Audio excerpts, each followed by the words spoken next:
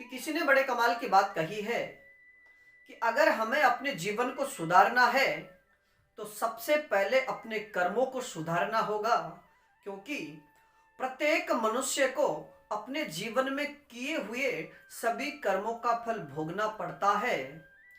और कर्म अच्छे होते हैं तो ही उसका जीवन सार्थक और आगे होने वाला जो जन्म है वह भी कर्मों पर ही आधारित होता है। तो नमस्कार मित्रों, मैं बीएन राजस्थानी फिर से हाजिर हूं एक छोटी सी प्रेरणादायी कहानी लेकर के। और मित्रों, आज की अपनी जो कहानी है उसका शीर्षक है तीन मित्र। तो मित्रों, एक बार एक व्यक्ति जिसके तीन मित्र थे और वो तीनों मित्र उस व्यक्ति के पास में ही रहा करते थे और समय समय से उस व्यक्ति की किसी ना किसी प्रकार से मदद किया करते थे। समय बीतता गया और उस व्यक्ति का अंतिम समय आ गया और अंतिम समय में पहले मित्र ने उसके पास में आकर कहा कि मैंने जीवन भर आपका साथ निभाया, जिस भी समय तुम कठिनाई में रहे, मुसीबत में रहे, तो मैंने अपनी सामर्थ्य अनुसार तुम्हारी किसी न किसी प्रकार से सहायता जरूर की, लेकिन अब मेरे वश में नहीं कि मैं तुम्हारी मौत को टाल सकूं। हाँ, मैं आपको एक विश्वास दिलाता हूं कि आपके मरने के बाद तुम्हारा जो संस्कार है वह अच्छे से करवा दूंगा।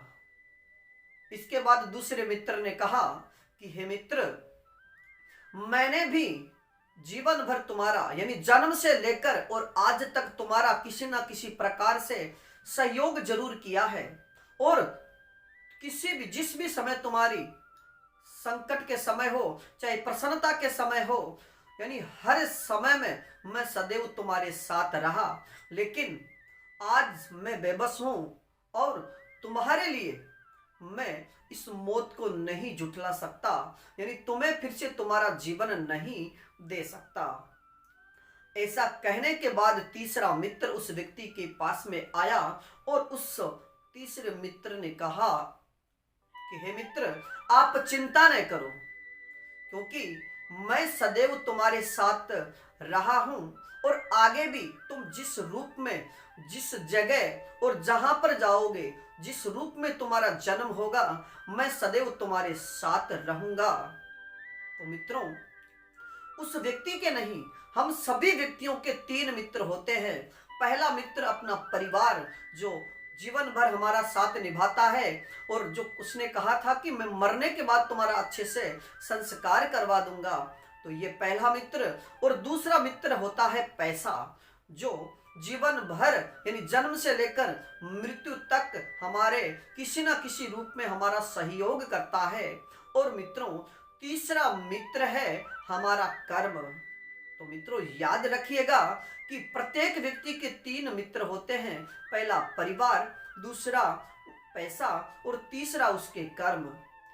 और जो तीसरा मित्र है यही प्रत्येक व्यक्ति के इस जन्म से नहीं, उसके पूर्व जन्म से, उसके वर्तमान जन्म में और उसका आगामी जो जन्म है वह उसके कर्मों के आधार पर ही निश्चित किया जाता है। यानी जो इस जन्म के कर्म है, यानी पूर्व जन्म के जो कर्म थे उसके हिसाब से उसे वर्तमान जीवन मिला और वर्तमान कर्मों के हिसाब से या वर्तमान कर्मों के आधार पर ही उसका जो भविष्य का जन्म होगा वह निर्धारित होता है।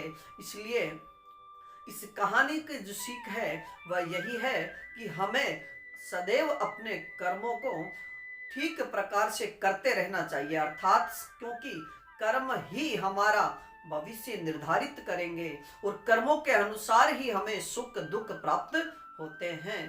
तो मित्रों, आज के लिए इतना ही, बाकी फिर मिलेंगे एक प्रेरणादायी कहानी लेकर के। धन्यवाद।